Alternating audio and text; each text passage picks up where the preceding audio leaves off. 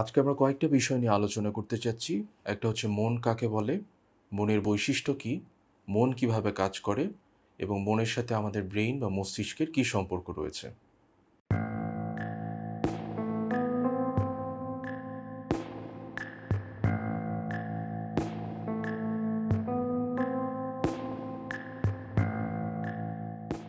আমি আহসান আজি সরকার।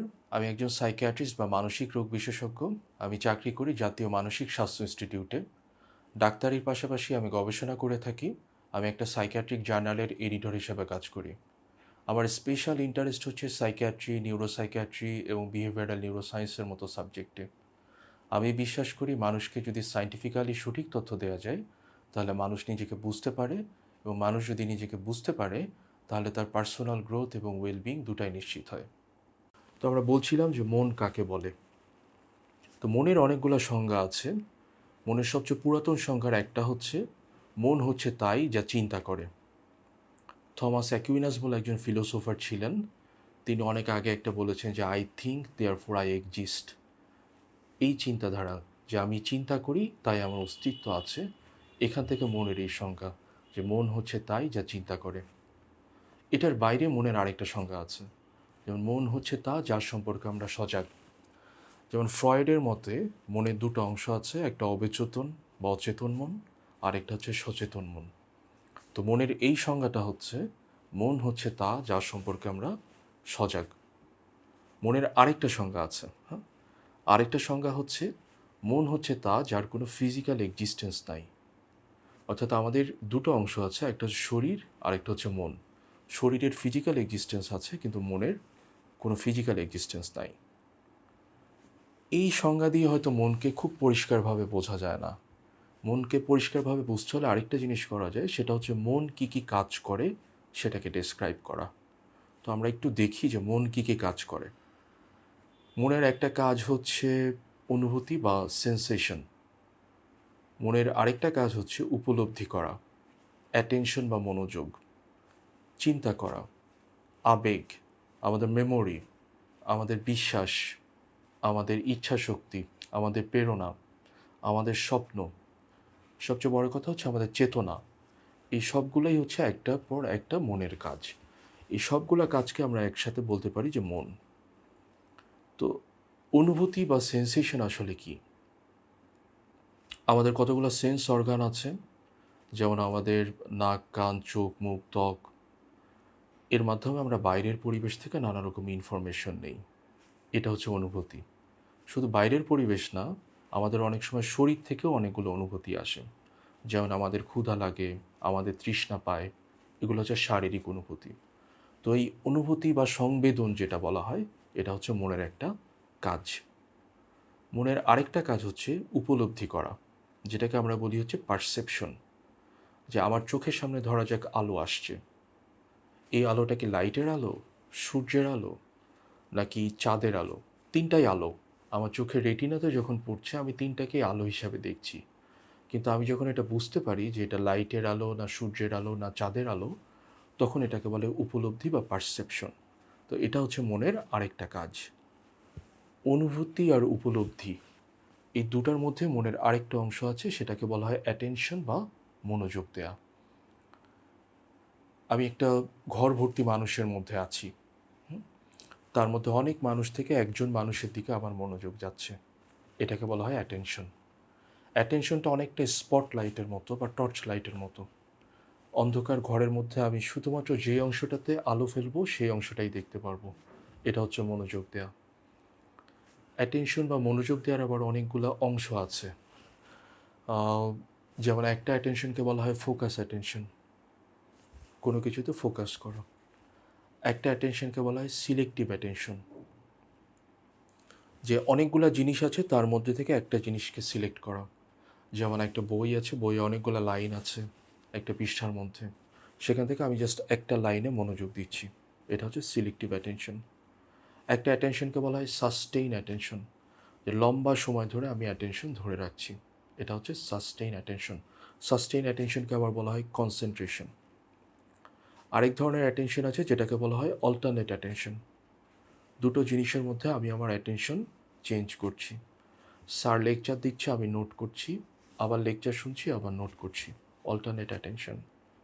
আরেক ধরনের অ্যাটেনশন আছে, সেটাকে বলা হয় ডিভাইডেড অ্যাটেনশন। দুটা জিনিসের উপর আমি অ্যাটেনশন দিচ্ছি, রান্না করছি এবং মোবাইলে কথা বলছি। Divided attention. তাহলে মনের কাজ হচ্ছে অনুভূতি, মনের কাজ হচ্ছে মনোযোগ দেয়া বা অ্যাটেনশন দেওয়া, মনের কাজ হচ্ছে উপলব্ধি করা। কোনো কিছু উপলব্ধি করার পরে যেটা আসে, আমাদের মাথার মধ্যে চিন্তা আসে বা আবেগ আসে। তাহলে আবেগ হচ্ছে মনের আরেকটা কাজ।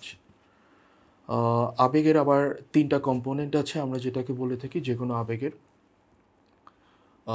একটা কম্পোনেন্ট হচ্ছে আমাদের ফিলিংস, অনুভব, আমাদের ভালো লাগে, খারাপ লাগে, এটা হচ্ছে আবেগের একটা অংশ। আরেকটাকে বলা হয় যে শারীরিক কম্পোনেন্ট, যে ভালো লাগা বা খারাপ লাগার পরে আমাদের শরীরের মধ্যে অনেক অনুভূতি তৈরি হয়। যেমন আমরা যদি ভয় পাই, তাহলে আমাদের বুক ধড়ফড় করে। আমাদের ভালো লাগলে আমাদের মুখ হয়তো স্মাইলিং ফেস হয়ে যায়। হ্যাঁ? তো এটার একটা শারীরিক অংশ আছে। আরেকটা হচ্ছে আবেগের সাথে হচ্ছে আচরণ, আমরা যে আচরণগুলো করে থাকি তার রিলেটেড। তো আবেগের হচ্ছে তিনটা অংশ, একটা হচ্ছে আমাদের একটা ফিলিংস দেয়, আমাদের শরীরে একটা অনুভূতি তৈরি করে, এবং তার করসপন্ডিং একটা আচরণ বা ব্যবহার আছে। আবেগকে আমরা আবার পজিটিভ এবং নেগেটিভ এরকম দুই ভাগে ভাগ করি। পজিটিভ আবেগ যেমন ভালো লাগা, নেগেটিভ আবেগ হতে পারে দুঃখ, কষ্ট, রাগ, দুশ্চিন্তা, এগুলোকে বলা হয় নেগেটিভ আবেগ। পজিটিভ এবং নেগেটিভ আবেগ ছাড়াও আবেগকে আমরা আরেকটা ভাগে ভাগ করি, সেটা হচ্ছে প্রাইমারি ইমোশন, সেকেন্ডারি ইমোশন। কিছু কিছু ইমোশন একেবারে ছোটোবেলা থেকে আমাদের মধ্যে থাকে, যেমন আনন্দ, হাসি, তারপরে কষ্ট, রাগ। হ্যাঁ, এই জিনিসগুলো একেবারে ছোটোবেলা থেকে আমাদের মধ্যে থাকে। আর কিছু কিছু ইমোশন আছে যেগুলো আমরা বড় হওয়ার পরে ডেভেলপ করে, যেমন আমাদের প্রাইড বা অহংকার, আমাদের দয়া মায়া বা অন্যের প্রতি কম্প্যাশন যেটাকে বলে, গিল্ট ফিলিং বা অপরাধবোধ, লজ্জা, এগুলোকে আবার সোশ্যাল ইমোশনও বলে। এগুলো বড় হওয়ার পরে আমাদের মধ্যে ডেভেলপ করে। তো আবেগের পরে যে জিনিসটা আসে সেটা হচ্ছে চিন্তা। আমরা যখন কোনো কিছু অনুভব করি, তখন আমাদের বাইরে থেকে একটা সেন্সেশন আসতে হয়, যে বাইরে লাইট আছে, সেই লাইটের আলো আমার রেটিনাতে পড়ছে, আমি অনুভব করছি। কিন্তু আমি যখন চিন্তা করি, তখন আমার বাইরে থেকে কোনো সেন্সেশনের প্রয়োজন নাই। তো চিন্তা হচ্ছে সেটা, যেটার জন্য বাইরের কোনো উদ্দীপনার প্রয়োজন নেই। আমি সূর্য না দেখেও সূর্যের চিন্তা মাথার মধ্যে আনতে পারি। তো চিন্তা হচ্ছে এই জিনিসটা। চিন্তার আবার কতগুলো কম্পোনেন্ট আছে। চিন্তার একটা কম্পোনেন্ট হচ্ছে যেটাকে বলা হয় কনসেপ্ট ফর্ম করা, যে আমরা কোনো কিছু একটা দেখলাম, দেখার পরে সেটা আসলে কী ধরনের বস্তু, সেই সম্পর্কে একটা ধারণা দেয়া। যেমন আমি একটা চেয়ার বা টেবিল দেখলাম, সেটা আসবাবপত্র, এইভাবে হচ্ছে ক্লাসিফাই করা, এটাকে বলা হয় কনসেপ্ট ফরমেশন। চিন্তার আরেকটা অংশ হচ্ছে জাজমেন্ট, কোনো কিছু ভালো না খারাপ, আহ, ভালো মন্দ বিচার করা, এটাকে বলা হয় জাজমেন্ট। এটা হচ্ছে চিন্তার একটা অংশ। চিন্তার আরেকটা অংশ হচ্ছে প্রবলেম থেকে প্রবলেম সলভ করার চেষ্টা করা, ডিসিশন নেওয়া। তো আবেগ, চিন্তা, এরপরে যে জিনিসটা আছে সেটা হচ্ছে বিশ্বাস। আমাদের বিশ্বাস হচ্ছে মনের একটা অংশ। আমাদের প্রত্যেকের কিছু নির্দিষ্ট বিশ্বাস আছে। আমাদের আহ, নিজের সম্পর্কে কিছু ধারণা থাকে, চারপাশের পরিবেশ সম্পর্কে ধারণা থাকে, আমাদের ভবিষ্যৎ সম্পর্কে ধারণা থাকে। বিশ্বাস হচ্ছে সিম্পলি কোন জিনিসটাকে আমি সত্য বা মিথ্যা মনে করি। যেমন আমার বিশ্বাস থাকতে পারে যে একজন সৃষ্টিকর্তা আছে, আমার বিশ্বাস থাকতে পারে যে আমি খুব কনফিডেন্ট একজন মানুষ, আমার বিশ্বাস থাকতে পারে যে আমি এই কাজটা করতে পারি। এগুলো হচ্ছে বিশ্বাস। বিশ্বাস খুব গুরুত্বপূর্ণ এই কারণে যে বিশ্বাস দিয়ে আমি বুঝতে পারি আমার ব্যবহার কি হবে। আমার আবেগ, আমার চিন্তা, আমার ব্যবহার, এই জিনিসগুলো নির্ভর করে হচ্ছে আমার বিশ্বাসের উপর। যেমন একটা উদাহরণ দিই, যে কোনো মানুষ হয়তো বিশ্বাস করে যে পৃথিবীর কোনো মানুষকে ট্রাস্ট করা যায় না। তাহলে সে যদি কোনো নতুন মানুষের সামনে যায়, তাহলে তার একটা আবেগ আসবে, তার অ্যাংজাইটি তৈরি হবে। সে এক ধরনের ইনসিকিউরিটিতে ভুগবে নতুন মানুষের সাথে যখন সামনে যাবে। তার মাথায় চিন্তা আসবে যে মানুষকে বিশ্বাস করা যায় না। তাহলে যেহেতু সে এরকম চিন্তা আসছে, তো ওই মানুষটা যদি কোনো রিকোয়েস্ট করে, তাহলে সে সেই রিকোয়েস্টটা রাখবে না। অর্থাৎ তার ব্যবহার, আবেগ, চিন্তা সব কিছু তার বিশ্বাস দিয়ে নিয়ন্ত্রিত হচ্ছে। আবার অন্য আরেকজন মানুষ যদি এরকম বিশ্বাস করে যে পৃথিবীর সব মানুষকে বিশ্বাস করা যায়, তাহলে তার মধ্যে অন্য একটা নতুন মানুষ আসলো, তার মধ্যে আবেগ আসবে, যে ভালো লাগার একটা আবেগ, যে নতুন কিছু একটা এক্সপেরিয়েন্স করছি। তার মাথায় চিন্তা আসবে যে আমি তার সাথে ফ্রেন্ডলি বিহেভ করব। সে যদি কোনো রিকোয়েস্ট করে, সে তার রিকোয়েস্টটা রাখার চেষ্টা করবে। তো এইভাবে আবেগ, চিন্তা, ব্যবহার সব কিছু হচ্ছে আপনার বিশ্বাস দিয়ে নিয়ন্ত্রিত হয়। আবেগ, চিন্তা, বিশ্বাস এর পাশাপাশি মনের আরেকটা ইম্পর্টেন্ট কাজ হচ্ছে মেমোরি বা স্মৃতিশক্তি। স্মৃতিশক্তি বলা হয় কোনো কিছু মনে রাখার ক্ষমতা এবং মনে রাখার পরে সেখান থেকে বের করে নিয়ে আসার ক্ষমতা বা তথ্য কাজে লাগানোর ক্ষমতা। আমাদের স্মৃতিশক্তি আবার আমরা 2-3 ভাগে ভাগ করতে পারি। এক ধরনের স্মৃতি বলা হয় ইমিডিয়েট মেমোরি বা তাৎক্ষণিক মেমোরি। আমি মনে রাখলাম, আবার ভুলে গেলাম। আমি রাস্তা দিয়ে হেঁটে যাচ্ছি, অনেক মানুষ আমার চোখের সামনে পার হয়ে যায়, তাদেরকে দেখলাম, একটু পরে আমি ভুলে যাচ্ছি। এটা হচ্ছে ইমিডিয়েট মেমোরি। আরেক ধরনের মেমোরি যেটাকে বলা হয় short term memory. Short term memory হচ্ছে আমি সকালবেলা কী দিয়ে নাস্তা করেছি বা গতকাল কী নিউজ ছিল, এগুলোকে বলা হয় শর্ট টার্ম। আমি 1 মাস আগে কী নাস্তা করেছি এটা মনে করা সম্ভব না। আর আরেক ধরনের মেমোরিকে বলা হয় লং টার্ম মেমোরি। আমি ছোটোবেলায় কোন স্কুলে পড়েছি, ছোটোবেলায় আমার সাথে কী হয়েছে, এগুলো আমার মাথার মধ্যে আছে, এগুলোকে বলা হয় লং টার্ম মেমোরি। আর মেমোরিকে আবার আরও একটা ভাগে ভাগ করা যায়, যে মেমোরিকে আমরা বর্ণনা করতে পারি কি পারি না। কিছু কিছু মেমোরি, যেমন আমার জীবনে কি ঘটে গেছে, এই জিনিসগুলোকে আমরা বর্ণনা করতে পারি, এগুলোকে বলা হয় এপিসোডিক মেমোরি। আরেক ধরনের মেমোরি আছে যেগুলোকে বর্ণনা করা কঠিন, দেখানো সহজ, সেগুলোকে বলা হয় প্রসিডিউরাল মেমোরি। যে আমি কিভাবে জুতার ফিতা বাঁধবো, কিভাবে সাইকেল চালাবো, এগুলো হচ্ছে প্রসিডিউরাল মেমোরি। এগুলো হচ্ছে দেখানো সহজ কিন্তু বর্ণনা করা কঠিন। এছাড়া ইমোশনাল মেমোরি আছে। ইমোশনাল মেমোরি হচ্ছে আমরা যে কোনো কিছু এক্সপিরিয়েন্স করার পরে তার সাথে আমাদের কিছু ইমোশন যুক্ত হয়, এই ধরনের মেমোরিকে বলা হয় ইমোশনাল মেমোরি। তো মেমোরির পরে মনের আরেকটা কাজ, সেটা হচ্ছে ইচ্ছাশক্তি বা আমাদের প্রেরণা। আমরা যে কোনো কাজ করতে একটা মোটিভেশন লাগে বা প্রেরণা লাগে, এই মোটিভেশন বা প্রেরণাও হচ্ছে আমাদের মনের একটা কাজ। তো মোটিভেশনে অনেক থিওরি আছে। একটা থিওরি হচ্ছে আমাদের আনকনশাস মোটিভেশন আছে, যে আমরা সবসময় আনন্দ চাই এবং অন্যকে ডোমিনেট করতে চাই, অন্যের উপর আধিপত্য বিস্তার করতে চাই। এটা হচ্ছে এক ধরনের মোটিভেশন। আবার অনেক সময় সোশ্যাল অনেক মোটিভেশন থাকে, যে সমাজ যা চায় আমরা সেই কাজটা করি, এটাকে বলা হয় সামাজিক মোটিভেশন। মোটিভেশনের পরে মনের আরেকটা ইম্পর্টেন্ট কাজ হচ্ছে স্বপ্ন, ড্রিম। ঘুমের মধ্যে আমরা যে স্বপ্নগুলো দেখে থাকি, সেটা হচ্ছে মনের একটা কাজ। দিবা স্বপ্ন আমরা, অর্থাৎ জেগে থেকে যে স্বপ্নগুলো দেখি, সেই স্বপ্ন হচ্ছে চিন্তার অংশ। এটা, আর ঘুমের মধ্যে যে স্বপ্ন দেখি সেটা চিন্তার অংশ না, এটাকে হচ্ছে মনের একটা আলাদা কাজ বলা হয়ে থাকে।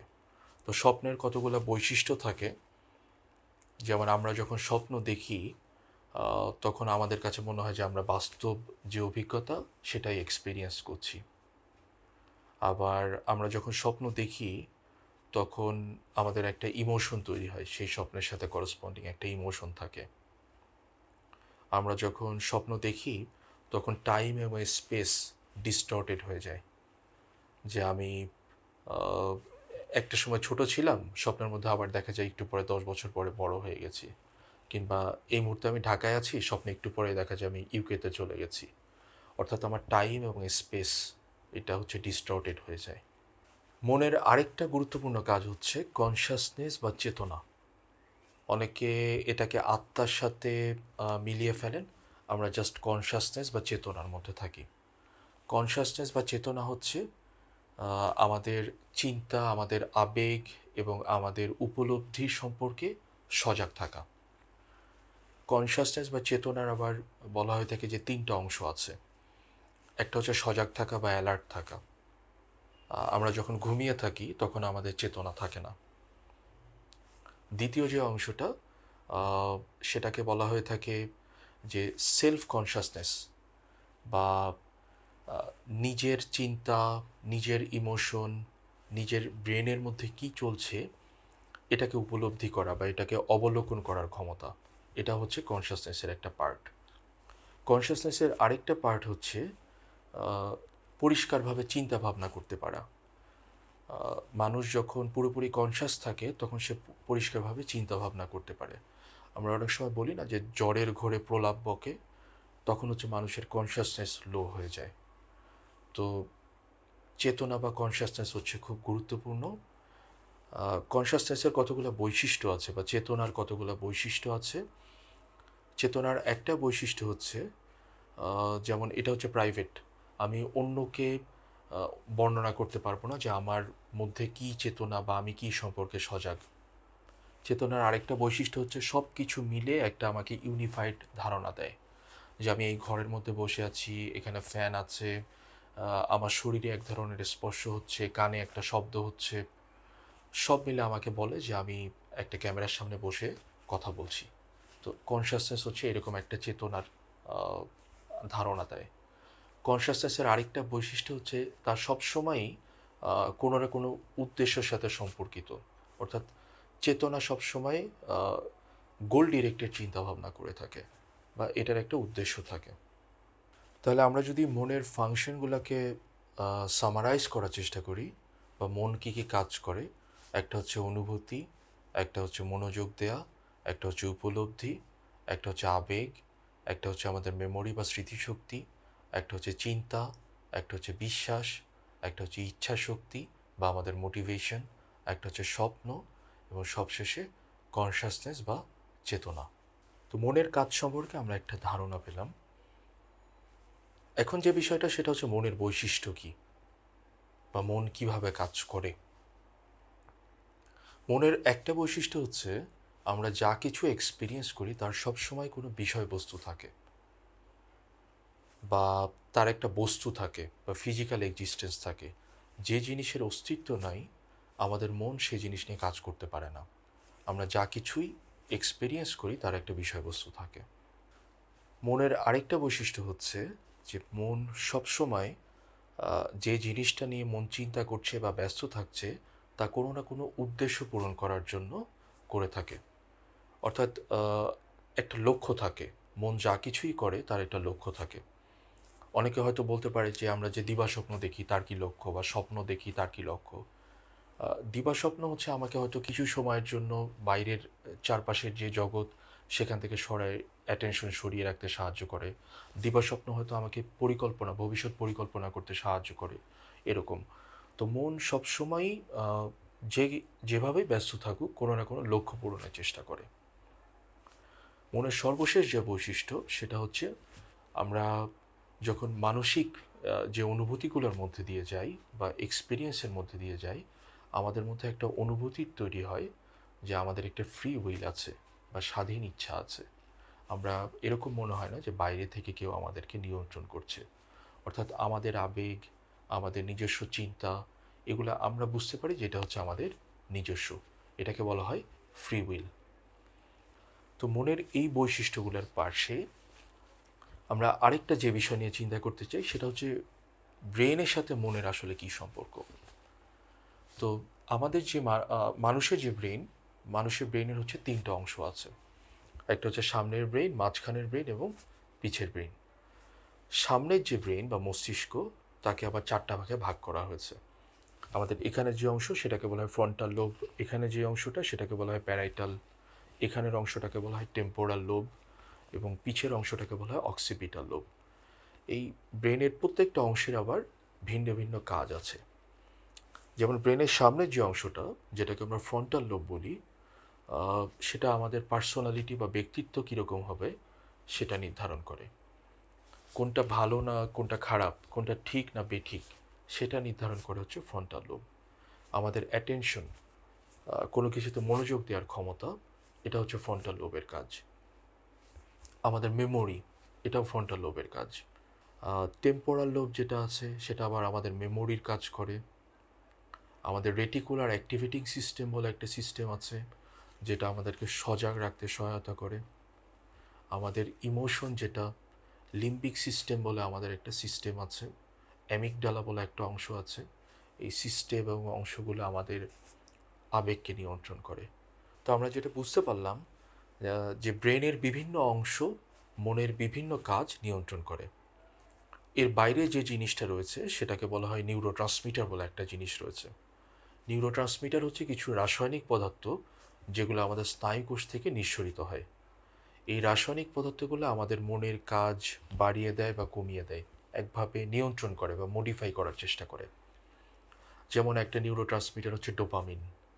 আমরা যদি কার্বোহাইড্রেট জাতীয় খাবার খাই তাহলে আমাদের ব্রেনের মধ্যে ডোপামিন নিঃসরিত হয় এবং আমাদের মধ্যে ভালো লাগার অনুভূতি তৈরি হয়। কোনো কারণে যদি ডোপামিন কমে যায় তাহলে আমরা আবার ডিপ্রেশনে ভুগি। সেরোটোনিন বলে একটা নিউরোট্রান্সমিটার রয়েছে। সেরোটোনিন আমাদের ঘুম নিয়ন্ত্রণ করে, আমাদের ক্ষুধা নিয়ন্ত্রণ করে, আমাদের আবেগকে নিয়ন্ত্রণ করে। সেরোটোনিন যদি বেড়ে যায় তাহলে আমরা হ্যালুসিনেশন হয়। সেরোটোনিন যদি কমে যায় তাহলে আমাদের মন খারাপ হয়, আমাদের অ্যাংজাইটি হয়, আমরা অনেক সময় রেগে যাই সেরোটোনিনের কারণে। অ্যাসিটালকোলিন বলে আরেকটা নিউরোট্রান্সমিটার আছে যেটা আমাদের মেমোরির সাথে সম্পর্কযুক্ত, আমাদেরকে সজাগ রাখতে সহায়তা করে। এর পাশাপাশি গাম্মা অ্যামাইনো বিউটাইরিক অ্যাসিড বা গাবা বলে একটা নিউরোট্রান্সমিটার আছে যেটা আমাদের ঘুমাতে সাহায্য করে। তো এই নিউরোট্রান্সমিটার বা কেমিক্যালগুলা আমাদের মনের যে ফাংশন সেগুলোকে কমিয়ে দেয় বা বাড়িয়ে দেয়। তাহলে আমি যদি সামারাইজ করার চেষ্টা করি আজকের আলোচনাকে, যে মনকে আমরা একটা বাড়ির মতো চিন্তা করতে পারি। যে বাড়ির বিভিন্ন রুম থাকে, drawing room, dining room, bedroom, প্রত্যেকটা রুমের হচ্ছে আলাদা আলাদা কাজ। আমাদের ব্রেইনের বিভিন্ন অংশ রয়েছে, তো এই বিভিন্ন অংশগুলো আলাদা আলাদা কাজকে নিয়ন্ত্রণ করে বাড়ির রুমের মধ্যে। আর বাড়ির প্রত্যেকটা রুমের মধ্যে আবার আলো আসে, বাতাস আসে, তাপ আসে। তো আলো, বাতাস, তাপ এগুলো একটা নির্দিষ্ট লেভেলে থাকতে হয়। যদি বেড়ে যায় সেটাও যে এরকম ভালো না, আবার কমে গেলেও ভালো না। তো নিউরোট্রান্সমিটারগুলো হচ্ছে এরকম আলো, বাতাস, তাপের মতো। এগুলো যদি বেড়ে যায় সেটাও ভালো না, আবার কমে গেলেও ভালো না। একটা অপটিমাম বা অ্যাভারেজ লেভেলে সবসময় থাকতে হয়।